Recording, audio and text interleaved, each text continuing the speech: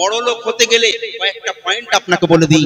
জিন্দেগিতে কোনো মানুষের একটা চাও খাবেন না, সর্বদাই চেষ্টা করবেন অন্যকে খাওয়াবার জন্য। কেউ যদি বলে দাদা একটা চা খাবে নাকি, বলে তুই খা আমি খাওয়াচ্ছি, তাহলে আপনি বড় হতে পারবেন। আর আপনি যদি বলেন এই একটা চা খাওয়া না, সে যে খাওয়ালো, সবসময় মনে রাখবেন দেনেওয়ালার হাত উপরে থাকে, লেনেওয়ালার হাত নিচেই থাকে। যে নিতে চাই না সারা জীবন সে নিতেই থাকবে। আর সর্বদাই আল্লাহ শুকরিয়া আদায় করবেন। কেউ যখনই বলবে আপনি কেমন আছেন, আপনি বলবেন আলহামদুলিল্লাহ, আল্লাহ খুব ভালো রেখেছে। আপনি কখনো বলবেন না আর বলিস না ভাই খুব কষ্টই আছি, জানিস না এই কদিন বুঝতে পারছিস না যে অবস্থা হচ্ছে, কাজ কাম নেই। ওকে বললে ও কি আপনাকে 1 টাকা দেবে, 2 টাকা দেবে? তাহলে কেন আপনি বলছেন? ও তখন চিন্তা করবে বেটা এইবারে ওকে ফাঁদে ফেলা যাবে, তারপরে মজবুরির ফায়দা লুটবে। এই জন্য মনের কথা সবাইকে বলবেন না, কারণ মনে মনে এক মন না হলে ওজন মেলে না। দেখবেন যাকে আপনি বলবেন সে আপনার মনের মতো কিনা, তাই না? আর নিজে মেহনত করে খাবার চেষ্টা করবেন, যেটুকু পাবেন তাতেই খুশি মানাবেন। যদি 50 মুড়ি পান, এই মুড়ি খেয়ে আল্লাহ শুকরিয়া আদায় করুন, আল্লাহর দরবারে গৃহীত হবে, কবুল হবে। আল্লাহ চাইলে এক পলকেই আপনার তাকদীর বদলে দিতে পারে, পারে না? পারে না? এই বিশ্বাস আছে তো? পারে। আর ভয়ের কোনো কারণ নেই। কারণ কি জানেন? কারণ আমিও মাসার ছাত্র। আপনাদের একটা কথা বলি, যত school college high school primary school আর মাদ্রাসার যত ছেলে আছে, তার মধ্যে মাদ্রাসার ছেলেদের মতো খচ্চর ছেলে আর পৃথিবীর কোথাও নেই। বুঝতে পারছেন না? তো মাসার ছেলে আমি, বহুত খচ্চর ছেলে। একটা সময় ছিল যখন আমি উলবাড়িয়া সিনিয়র মাদ্রাসায় পড়াশোনা করতাম, তো লোকে বলে, আমি জানি না, আমি নাকি খুব ভালো আজান দিতাম। তো জলসায় আমাদের উলবাড়িয়ার জলসা বিরাট বড় জলসা, ওই জলসায় মাগরিব ইশার আজানের দায়িত্ব আমার ছিল। আর জোয়ান ছেলে পাওয়ার আলাদা, আজান দিতাম জলসায় প্রচুর লোক। একদিন আর ইব্রাহিম সিদ্দিকী বলে একজন হুজুর ফুরফুরা দরবার শরীফ থেকে, উনি ওখানে এসেছেন। আসার পর ওই দিন আমার গায়ে পুরো জ্বর। আর এই আলেম উলামা আর এই পিসেবদের দেখলে আমি রেগে যেতাম। এদের টাকা পয়সা দিত, সালাম করতো, সম্মান জানাতো, রাগ হতো খুব। বলি সব ভণ্ড, অমুক তমুক, এইরকম মনে ছিল। তো আমি আজান দিয়েছি মাগরিবের। আজান শোনার পর ইব্রাহিম সিদ্দিকী আমায় বলছেন, বাবা যে আজান দিল ওকে ডেকে নিয়ে এসো। ছেলেরা আমায় বলছে তোমাকে হুজুর ডাকছে। আমি বলি হুজুর আমি মানি না। কি হয়েছে? মানে একটা অহংকার, একটা গর্ব, ভালো আজান দিতে পারি, এটা স্বাভাবিক হয়। তো বলছে আরে ডাকছে চলো না। বিশ্বাস করুন, ইব্রাহিম হুজুর যখন আমাকে ডাকলেন, আমার মাথায় হাত দিয়ে বললেন, বাবা তোমার নাম কি? আমি বললাম আমার নাম নজরুল ইসলাম। বলছে খুব ভালো, তোমার আজান শুনে না আমার এই কলিজা ঠান্ডা হয়ে গেছে। আমি দোয়া করি এই আজান ভারতবর্ষের মানুষ, তুমি কোনায় কোনায় আজান দেবে, লোক তোমার আজান শুনবে। যাও, আল্লাহ তোমাকে ভালো রাখুক। আমার সঙ্গে সঙ্গে গায়ের গা ঘেমে আমার জ্বর টর সব ভালো হয়ে গেছে। আমার হুজুররা, আমাদের মাসায় তখন 2500 ছেলে পড়াশোনা করে, সব হুজুররা ছুটে এসেছে, ছেলেরা এসেছে, কি ব্যাপার, কি ভুল হয়েছে, কি হয়েছে? হুজুর তোমাকে ডাকলেন। আমি বললাম হুজুর কি হলো আমি জানি না, তবে হুজুর যখনই আমার মাথায় হাত দিল আমার জ্বর ভালো হয়ে গেছে। আমি 3 দিন ধরে জ্বরে ভুগছিলাম। আমার মধ্যে একটা আলাদা জিনিস তৈরি হচ্ছে, মুরব্বী মানুষদের, সাদা দাড়িওয়ালা লোকদের দেখছি, আর সঙ্গে সঙ্গে একটা মহব্বত করতে ভালো লাগছে, ভালোবাসতে ভালো লাগছে। পাগল হয়ে গেলাম পড়াশোনার মাধ্যমে। করতে করতে ছোটবেলায় আমরা বিশেষ করে গজল, আমাদের দিকে প্রচুর হয়, গজল অনুষ্ঠান এখনো হয়, প্রচুর হয়। আর এই গজলের প্রোগ্রাম করতাম, সবাই ভালোবাসতো। একদিন এইরকম একজন লোককে পেয়ে গেলাম, ফুরফুর আরামবাগ দরবার শরীফ থেকে একজন এলেন, ওনার নাম মুবাইদুল ইসলাম। আমি সঙ্গে সঙ্গে আর পায়ে গিয়ে জাপতে ধরলাম। আমাকে বলছে কি ব্যাপার, তুই আমাকে ধরেছিস কেন? আমি বললাম হুজুর আমি জানি না, আমি আর আসলাম হাবিব বলে, আপনারা জানেন আমরা 2 বন্ধু। লোকে আমাদের বলতো মানিকজ। যেখানেই যেত এম এ হাবিব মানে নজরুল আছে, নজরুল যাওয়া মানে এম এ হাবিব আছে। তো দুজনেই গেছি, দুজনেই পায়ে জড়িয়ে ধরেছি। আমরা তো জোয়ান ছেলে, হারামি ছেলে, তখন বয়স 18, তখন অবিবাহিত ছেলে। তো উনি তখন বললেন কি ব্যাপার? বলি হুজুর আপনার কাছে বিক্রি হব। কারণ কেউ যদি কারোর কাছে বিক্রি না হয় তার কোনো দাম নাই। বলে বিক্রি মানে? বলি মুরিদ হবো। বলে মুরিদের তুই কি বুঝিস, তোর বয়স কত? আবার জড়িয়ে ধরলাম। উনি তখন বললেন, উনার একজন ভাগনা ছিল, তার নাম সৈয়দ নসিম বাড়ি। বলছে নসিম এরা কি পাগল বলতো, আমার পা ধরে যা ছাড়ে না, বলে মুরিদ হতে হবে। খুব কান্নাকাটি, কোনোদিন কাঁদি না। আর মানুষ জোর করে কাঁদতে পারে না, মানুষের যখন অন্তর ফাটে না তখনই এখান থেকে পানি বার হয়, নইলে পানি আসে না, তাই না বাপ? তাহলে এই জায়গায় ফেটেছে, তাই এখান থেকে পানি বার হচ্ছে। হুজুর তুললেন, তুলে বললেন, শোন, যা আমি দোয়া করি তোরা মহাব্বত রাখ, যখন আমার মতন হয়ে যাবি, আমাকে যখন সত্যিকারের ভালোবাসতে শিখবি, আমার এই হরফুর আরামবাগ হুগলিতে আর আসতে হবে না, আমি ওখান থেকে তোর বাড়িতে এসে আমি তোকে বায়াত করব। বলে আমাদের ছেড়ে দিলেন, চলে গেলাম। আমি বিয়ে করলাম। বিয়ে করার পর আমার বিবির গর্ভে বাচ্চা এলো। হুজুরকে বললাম, হুজুর বাচ্চা এসেছে, কিন্তু মেয়ে ছেলে নেব না, বেটা ছেলে চাই। হুজুর বলছে, মেয়ে ছেলে হলো আল্লাহর রহমত। আমি বলি সেটা বুঝি, কিন্তু প্রথমে ছেলে চাই, আমার খুব মানে আশা যে প্রথমে ছেলে হোক। উনি বললেন, ছেলের নাম আরিফ সাগর, এই নামটা সিলেকশন করে দিলাম। আমি বললাম, হুজুর হবে তো? হুজুর তখন বললেন, বন্দুকের গুলি মিস হতে পারে, কিন্তু আল্লাহর ওলিদের জবান থেকে কোনো কথা বার হলে সেটা মিস হতে পারে না। আমার বিশ্বাস গাঢ় হয়ে গেল। আমি ডাক্তার রোজা কিছু করি না। যেদিনে আমি মাসাই চাকরি করি, আমি বাড়িতে এসেছি, আমার বাচ্চা হবে, আমি এফএম রেডিওতে গান শুনছি, কোনো ডাক্তার রোজা কাউকে ডাকেনি, কারণ হুজুরের প্রতি বিশ্বাস আছে। হুজুর বলেছেন বেটা ছেলে হবে এবং সুস্থভাবে হবে। আমি কি করেছি, মসজিদে গেছি নামাজ পড়তে, দেখি না 4-5টা মেয়ে আমার বাড়িতে। কি ব্যাপার? বলে, আরে তুমি কি কঞ্জুস লোক, এর ব্যথা উঠেছে, বাচ্চা হবে, ডাক্তার দেখো। আমি বলি, প্রথম কথা, আমি ছোটবেলা থেকে ডাক্তার রোজা আমি মানি না, আমি কোনো ডাক্তারের কাছে যাই না। আজও পর্যন্ত আমার দেহে একটা ইনজেকশন নেই, আমার বাচ্চাদেরকে একটা পোলিও পর্যন্ত আমি খাওয়াই না। আমি পুরো ডাক্তারের বিপক্ষের লোক। অনেক ডাক্তাররা বলে, যখন ফাঁসবেন একদিন না একদিন আসতে হবে, বলি সেই দিনটার আশা করে থাকো, আমি কোনোদিন যাব না, কিভাবে নিয়ে যাও দেখবো। তো যাই হোক, একটা ডাক্তার এসছে, পাড়ার ডাক্তার, বলছে নজরুল সিজাইন দিতে হবে। আমি বললাম দাঁড়াও। হুজুরকে ফোন করলাম, হুজুর বাচ্চা হচ্ছে না, ব্যথা উঠছে না। বলছে, এক কাজ কর, একটা জিনিস আমাকে বলে দিলেন, বললো এই আয়াতটা লিখর কোমরে বেঁধে আর ঘড়ি ধরে 15 মিনিট দেখ, 15 মিনিট পরেই বাচ্চা হয়ে যাবে। আমি তখন ডাক্তারকে বললাম, ডাক্তার তুমি যেও না, রাগ করো না, তুমি যে এসছো তোমার মূল্য আমি দেবো, আমি কঞ্জুস কিপ্টে মানুষ নয়, তুমি এখানে দাঁড়াও।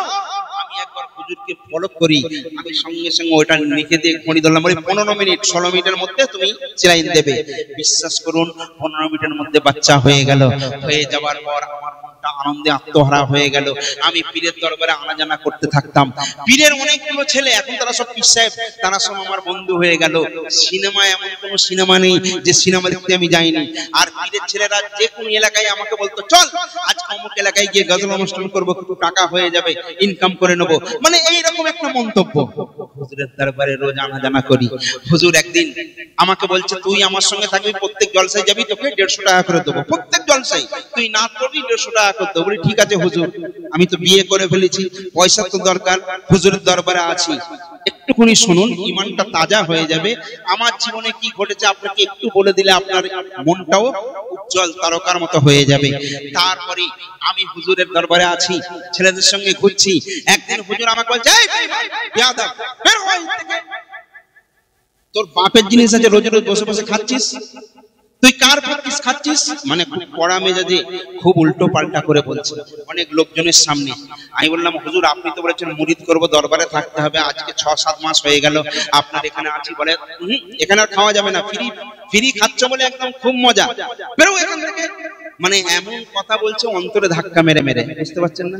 আমার মনে রাগ হচ্ছে, এই পীর সাহেবের দরবারে থাকি খাই বলে এই পীর সাহেব উল্টো পাল্টা করে কথা বলছে, আমি আর এখানে থাকবো না। রাগ মাগ করে তাড়াতাড়ি এক্ষুনি চলে যাবো। পীর সাহেব বলছে, বেরো, যেন মুখ না দেখি এই মুহূর্তে, চল যা এখান থেকে বলে দূর দূর করে সবার সামনে অপমান করে আমাকে তাড়িয়ে দিল। রাগও খুব হচ্ছে। সঙ্গে সঙ্গে আরামবাগ স্টেশনে গেলাম, বাস স্ট্যান্ডে গেলাম, বাসে উঠলাম। ঘরে যখন আমি আসছি বেলা 1টা বাজে, 10 মিনিট বাকি আছে, দেখি না আমার উঠানের সামনে দুজন দাঁড়িয়ে রয়েছে সাইকেল নিয়ে। বলছে, নজরুল সাহেব তাড়াতাড়ি চলুন, আপনার অপেক্ষায় সময় রয়েছে। আমি তার মানে আমার 3টে মামা। ছোট মামাটা ছিল মুফতি সাহেব, উনি একদিন আমায় বলেছিলেন, ভাগনা আমার জানাজাটা তুই পড়িস।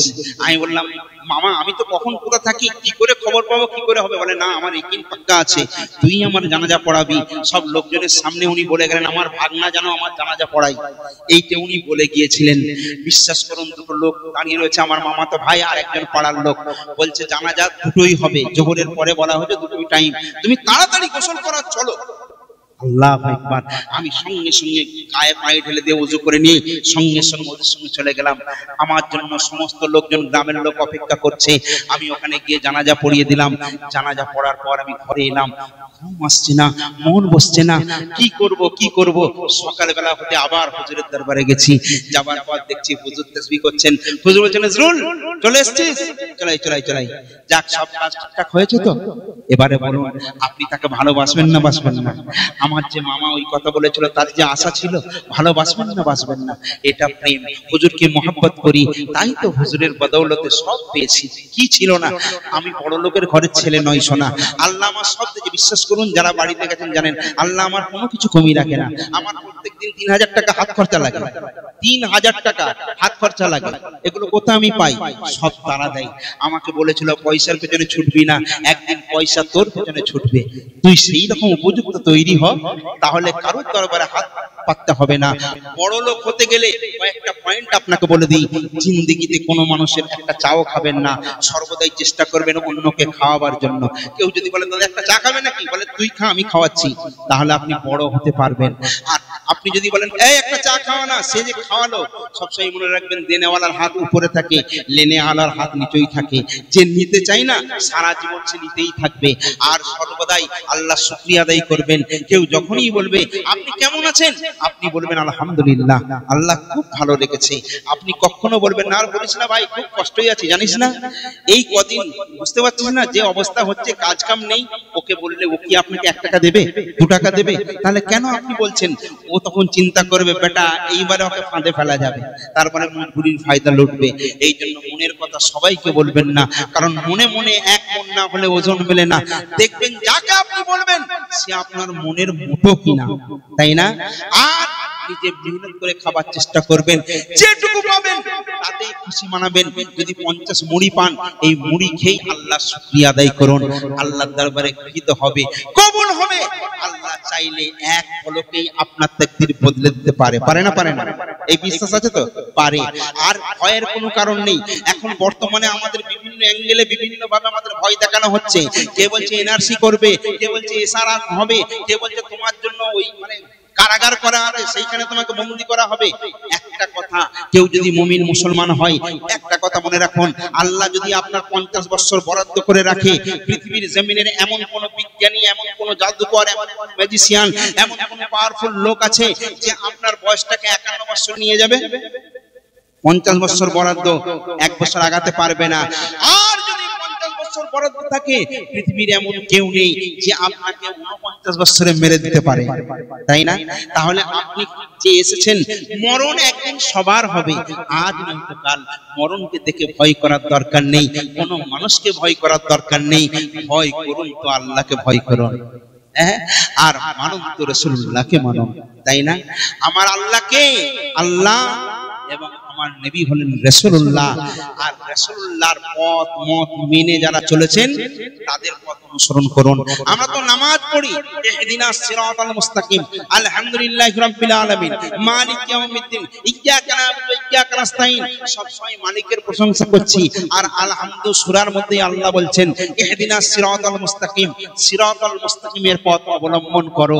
আমরা বলি, আল্লাহ চালাও সে পথে, যে পথে তোমার প্রিয়জনেরা গেছে চলি। প্রিয়জন কারা?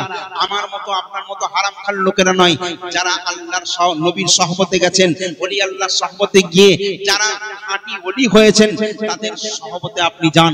ইনশাআল্লাহ আপনিও একদিন বুলন্দ নসিব দান আপনার আল্লাহ করে দেবেন। কারণ একটা আতর, এই আতরটা এক জায়গায় রেখে দিন, এই আতরটার সঙ্গে একটা কাপড় জড়িয়ে রেখে দিন, কিছুক্ষণ পরে দেখুন এই কাপড়টাও আতর গন্ধ হয়ে গেছে। হয় না? একটা যদি এখানে থাকে, এই চুমুকের সঙ্গে লোহার আকর্ষণ লাগান, সেই লোহাটাকে কিছুক্ষণ রাখার পর ওই লোহাটা দিয়ে কিছুতে ধরুন, দেখবেন ওই লোহাটাও চুমুক হয়ে গেছে। তো সহবতে আউলিয়া, এই জন্য ভালোর সঙ্গে ঘুরলে ভালো হবেন, মদখোরের সঙ্গে ঘুরলে মদখোর হবেন, চোরের সঙ্গে ঘুরলে চোর হবেন। আপনাকে সহবত দেখে নিতে হবে, আমি কোন সহবতে যাব। কারণ দুনিয়া দুদিনের, তাই না? दुनिया ए जिंदगी किराया का घर है, एक ना एक दिन बदल जाएगा। जिंदगी किराया का घर एक ना एक दिन बदल जाएगा। এই ঘর চিরদিন থাকবে? থাকবে না। এই যে পোশাক পরেছেন চিরদিন থাকবে?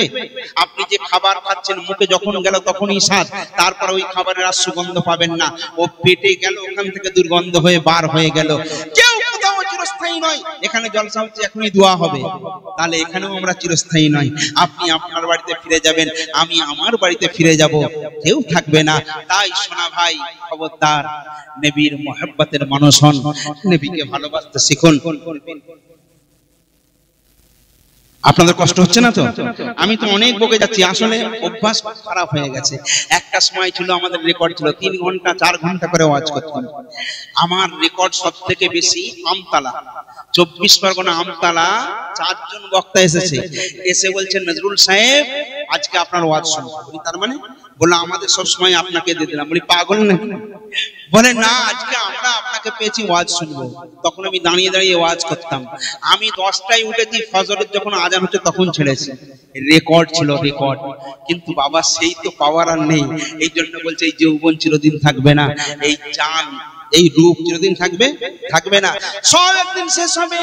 এই জন্য আমি একটা জায়গায় লিখেছিলাম, বৃথা এ রূপ যৌবন সবই অকারণ, বৃথা এ রূপ যৌবন সবই অকারণ, ভেবে দেখে মন